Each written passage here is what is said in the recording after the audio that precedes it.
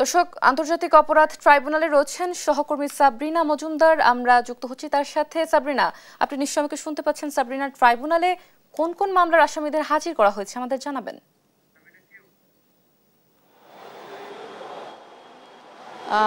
অতসী, আজকে যে চাংখারপুলের শহীদ আনাস সহ যে ৬ জনকে হত্যা করা হয়েছিল ৫ই আগস্ট, সেই মামলার কিন্তু আজকে দ্বিতীয় দিনের সাক্ষ্য গ্রহণ। এবং আমরা কিন্তু যদি কালকের ঘটনার কথা বলি, কালকে কিন্তু আনাসের বাবা অর্থাৎ শাহরিয়ার খান পলাশ তিনি হচ্ছেন সাক্ষী হিসেবে এসেছিলেন এবং তিনি বলেছিলেন, আমরা কিন্তু আনাস হত্যাকাণ্ড সম্পর্কে জানি, সে চিঠি দিয়েছিল বাসায়, কিন্তু পরবর্তী ঘটনাটি তিনি বিবৃতি করেছেন।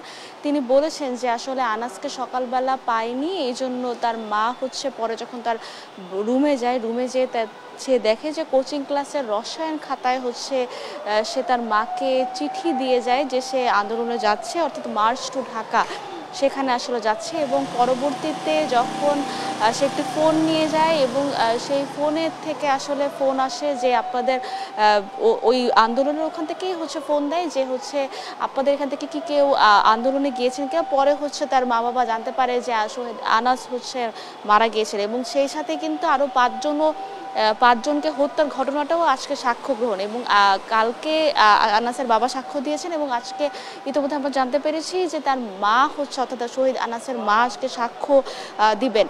এবং আজকে কিন্তু আরও দুটি মামলা আছে, সেটি শাপলা চত্বরে যে গণহত্যা মামলা রয়েছে, সেই আসামি সাবেক আইজিপি AKM শহীদুল হক, শামসুল হক টুকু, তাদেরকে আজকে আন্তর্জাতিক অপরাধ ট্রাইব্যুনালে হাজির করা হয়েছে।